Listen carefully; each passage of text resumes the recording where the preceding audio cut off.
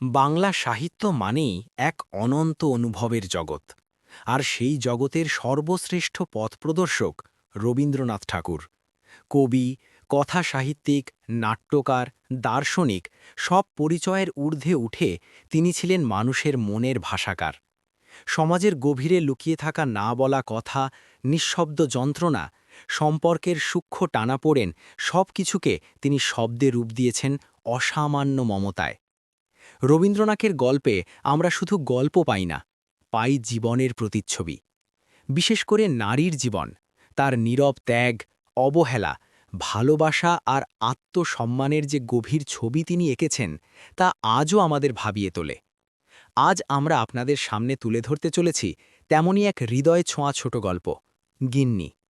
এই গল্পের কেন্দ্রে আছেন এক গৃহবধূ, যার জীবন ঘরের চার দেয়ালের মধ্যেই সীমাবদ্ধ, অথচ তার অনুভূতির গভীরতা সীমাহীন।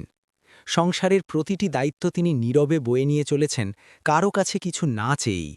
ভালোবাসা দিয়েছেন নিঃস্বার্থ, কিন্তু বিনিময়ে পেয়েছেন উপেক্ষা আর অবমূল্যায়ন। গিন্নি কোনো বড় ঘটনার গল্প নয়, এ গল্প সেই সব ছোট ছোট মুহূর্তের, যেখানে একজন নারীর অস্তিত্ব ধীরে ধীরে অদৃশ্য হয়ে যায়। তবু তিনি ভেঙে পড়েন না, চুপ করে সহ্য করে যান।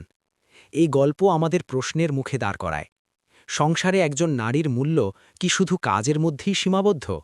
তার অনুভূতি, তার সম্মান, তার স্বপ্নের কি কোনো দাম নেই?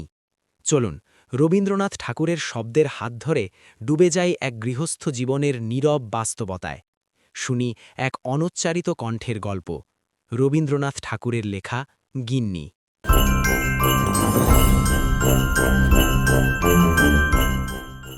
ছাত্রবৃত্তি ক্লাসের ২-৩ শ্রেণীর নিচে আমাদের পণ্ডিত ছিলেন শিবনাথ। তাহার গোঁফদাড়ি কামানো, চুল ছাঁটা এবং টিকিটির হস্য, তাহাকে দেখিলেই বালকদের অন্তরাত্মা শুকাইয়া যাইত। প্রাণীদের মধ্যে দেখা যায় যাহাদের হুল আছে, তাহাদের দাঁত নাই। আমাদের পণ্ডিত মহাশয়ের ২ একত্রে ছিল।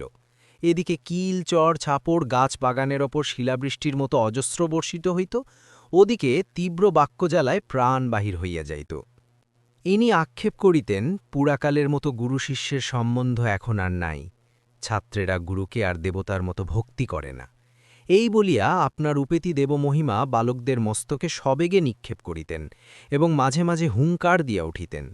কিন্তু তাহার মধ্যে এত ইতর কথা মিশ্রিত থাকিত যে তাহাকে দেবতার বজ্রনাদের রূপান্তর বলিয়া কাহারও ভ্রম হইতে পারে না। বাপান্ত যদি বজ্রনাথ সাজে তর্দন গর্জন করে, তাহার ক্ষুদ্র বাঙালি মূর্তি কি ধরা পড়ে না? যা হোক, আমাদের স্কুলের এই ৩য় শ্রেণী ২য় বিভাগের দেবতাটিকে ইন্দ্র, চন্দ্র, বরুণ অথবা কার্তিক বলিয়া কাহারও ভ্রম হইত না। কেবল একটি দেবতার সহিত তাহার সাদৃশ্য উপলব্ধি করা যাইত, তার নাম যম। এবং এতদিন পরে স্বীকার করিতে দোষ নাই এবং ভয়ও নাই। আমরা মনে মনে কামনা করিতাম উক্ত দেবালয়ে গমন করিতে তিনি যেন আর অধিক বিলম্ব না করেন। কিন্তু এটা বেশ বুঝা গিয়েছিল, নরদেবতার মতো বালাই আর নাই। সুরলোকবাসী দেবতাদের উপদ্রব নাই। গাছ হইতে একটা ফুল পাড়িয়া দিলে খুশি হন, না দিলে তাগাদা করিতে আসেন না। আমাদের নরদেবগণ চান অনেক বেশি, এবং আমাদের তিলমাত্র ত্রুটি হইলে চক্ষু দুটো অক্তবর্ণ করিয়া তারা গড়িয়া আসেন। তখন তাহাদিগকে কিছুতেই দেবতার মতো দেখিতে হয় না। বালকদের পীড়ন করিবার জন্য আমাদের শিবনাথ পণ্ডিতের একটি অস্ত্র ছিল। সেটি শুনিতে যৎসামান্য, কিন্তু প্রকৃতপক্ষে অত্যন্ত নিদারুণ।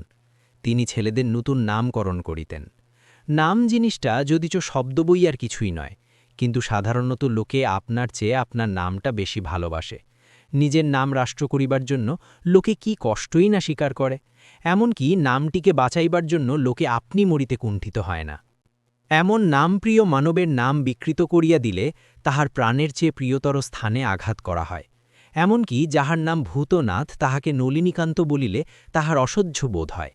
ইহা হইতে এই তত্ত্ব পাওয়া যায়, মানুষ বস্তুর চেয়ে অবস্তুকে বেশি মূল্যবান জ্ঞান করে। সোনার চেয়ে বাণী, প্রাণের চেয়ে মান, এবং আপনার চেয়ে আপনার নামটাকে বড় মনে করে। মানব স্বভাবের এই সকল অন্তর্নিহিত নিগূঢ় নিয়মবশত পণ্ডিত মহাশয় যখন শশীশেখরকে ভেটকি নাম দিলেন, তখন সে নিরতিশয় কাতর হইয়া পড়িল। বিশেষত উক্ত নামকরণে তাহার চেহারা প্রতি বিশেষ লক্ষ্য করা হইতেছে জানিয়া তাহার মর্মযন্ত্রণা আরও দ্বিগুণ বাড়িয়া উঠিল। অথচ একান্ত শান্তভাবে সমস্ত সহ্য করিয়া চুপ করিয়া বসি থাকিতে হইল। আশুর নাম ছিল গিন্নি, কিন্তু তার সঙ্গে একটু ইতিহাস জড়িত আছে। আশু ক্লাসের মধ্যে নিতান্ত বেচারা, ভালো মানুষ ছিল। কাহকে কিছু বলিত না, বড় লাজুক, বোধহয় বয়সে সকলের চেয়ে ছোট। সকল কথাতেই কেবল মৃদু মৃদু হাসিত, বেশ পড়া করিত। স্কুলের অনেক ছেলেই তাহার সঙ্গে ভাব করিবার জন্য উন্মুখ ছিল, কিন্তু সে কোনো ছেলের সঙ্গে খেলা করিত না এবং ছুটি হইবা মাত্রই মুহূর্ত বিলম্ব না করিয়া বাড়ি চলিয়া যাইত। পত্রপুটে গুটিকতক মিষ্টান্ন এবং ছোট কাঁসার ঘটিতে জল লইয়া একটার সময় বাড়ি হইতে দাসী আসিত। আশু সেজন্য বড় অপ্রতিভ। দাসীঢা কোনো মতে বাড়ি ফিরিলে সে যেন বাঁচে। সে যে স্কুলের ছাত্রের অতিরিক্ত আর কিছু, এটা সে স্কুলের ছেলেদের কাছে প্রকাশ করিতে যেন বড় অনিচ্ছুক। সে যে বাড়ির কেহ, সে যে বাপ মায়ের ছেলে, ভাই বোনের ভাই, এটা যেন ভারী একটা গোপন কথা। এটা সঙ্গীদের কাছে কোনো মতে প্রকাশ না হয়, এই তাহার একান্ত চেষ্টা। পড়াশোনা সম্বন্ধে তাহার আর কোনো ত্রুটি ছিল না, কেবল একদিন ক্লাসে আসিতে বিলম্ব হইত, এবং শিবনাথ পণ্ডিত তাহার কারণ জিজ্ঞাসা করিলে সে কোনো সদুত্তর দিতে পারিত না। সেজন্য মাঝে মাঝে তাহার লাঞ্ছনার সীমা থাকিত না। পণ্ডিত তাহাকে হাঁটুর উপর হাত দিয়া পিঠ নিচু করিয়া দালানের শিলির কাছে দাঁড় করাইয়া রাখিতেন। চারিটে ক্লাসের ছেলে সেই লজ্জাকাতর হতভাগ্য বালককে এইরূপ অবস্থায় দেখিতে পাইত। একদিন গ্রহণের ছুটি ছিল। তাহার পরদিন স্কুলে আসিয়া চৌকিতে বসিয়া পণ্ডিত মহাশয় দ্বারের দিকে চাহিয়া দেখিলেন, একখানি স্লেট ও মসি চিহ্নিত কাপড়ের থলির মধ্যে পরিবার বইগুলি জড়াইয়া লইয়া অন্য দিনের চেয়ে সংকুচিতভাবে আশু ক্লাসে প্রবেশ করিতেছে। শিবনাথ পণ্ডিত শুষ্ক হাস্য হাসিয়া কহিলেন, এই যে গিন্নি আসছে। তাহার পর পড়া শেষ হইলে ছুটির পূর্বে তিনি সকল ছাত্রদের সম্বোধন করিয়া বলিলেন, শোন তোরা সব, শোন।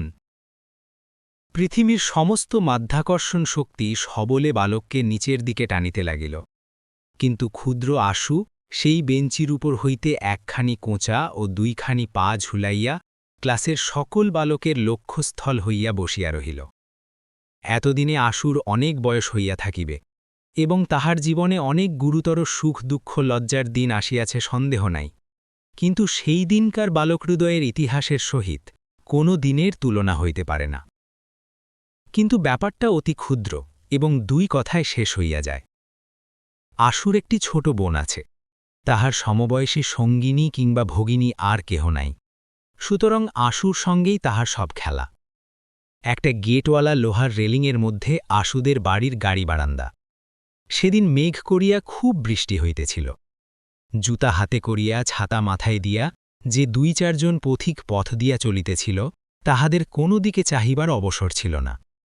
সেই মেঘের অন্ধকারে, সেই বৃষ্টিপতনের শব্দে, সেই সমস্ত দিন ছুটিতে গাড়ি বারান্দার সিঁড়িতে বসিয়া আশু তাহার বোনের সঙ্গে খেলা করিতেছিল। সেদিন তাহাদের পুতুলের বিয়ে। তাহারই আয়োজন সম্বন্ধে অত্যন্ত গম্ভীরভাবে ব্যস্ত হইয়া আশু তাহার ভগিনীকে উপদেশ দিতেছিল। এখন তর্ক উঠিল কাহাকে পুরোহিত করা যায়। বালিকা চট করিয়া ছুটিয়া একজনকে গিয়া জিজ্ঞাসা করিল, হাগা, তুমি আমাদের পুরুত ঠাকুর হবে? আশু পশ্চাৎ ফিরিয়া দেখে শিবনাথ পণ্ডিত ভিজা ছাতা মুড়িয়া অর্ধসিক্ত অবস্থায় তাহাদের গাড়ি বারান্দায় দাঁড়াইয়া আছেন। পথ দিয়া যাইতেছিলেন, বৃষ্টির উপদ্রব হইতে সেখানে আশ্রয় লইয়াছেন। বালিকা তাহাকে পুতুলের পৌরোহিত্যে নিয়োগ করিবার প্রস্তাব করিতেছে। পণ্ডিত মহাশয়কে দেখিয়াই আশু তাহার খেলা এবং ভগিনী সমস্ত ফেলিয়া এক দৌড়ে গৃহের মধ্যে অন্তর্হিত হইল। তাহার ছুটির দিন সম্পূর্ণ মাটি হইয়া গেল। পরদিন শিবনাথ পণ্ডিত যখন শুষ্ক উপহাসের সহিত এই ঘটনাটি ভূমিকা স্বরূপে উল্লেখ করিয়া সাধারণ সমক্ষে আশুর গিন্নি নামকরণ করিলেন, তখন প্রথমে যে যেমন সকল কথাতেই মৃদুভাবে হাসিয়া থাকে, তেমন করিয়া হাসিয়া চারিদিকের কৌতুক হাস্যে ঈষৎ যোগ দিতে চেষ্টা করিল। এমন সময়ে একটার ঘণ্টা বাজিল, অন্য সকল ক্লাস ভাঙিয়া গেল এবং শালপাতায় দুটি মিষ্টান্ন ও ঝকঝকে কাঁসার ঘটিতে জল লইয়া দাসী এসে দ্বারের কাছে দাঁড়াইল। তখন হাসিতে হাসিতে তাহার মুখ কান টকটকে লাল হইয়া উঠিল, ব্যথিত কপালের শিরা ফুলিয়া উঠিল এবং উচ্ছ্বসিত অশ্রুজল আর কিছুতেই বাধা মানিল না। শিবনাথ পণ্ডিত বিশ্রামগৃহে জলযোগ করিয়া নিশ্চিন্ত মনে তামাক খাইতে লাগিলেন। ছেলেরা পরম আহ্লাদে আশুকে ঘিরিয়া গিন্নি গিন্নি করিয়া চিৎকার করিতে লাগিল। সেই ছুটির দিনের ছোট বোনের সহিত খেলা জীবনের একটি সর্বপ্রধান লজ্জাজনক ভ্রম বলিয়া আশুর কাছে বোধ হইতে লাগিল।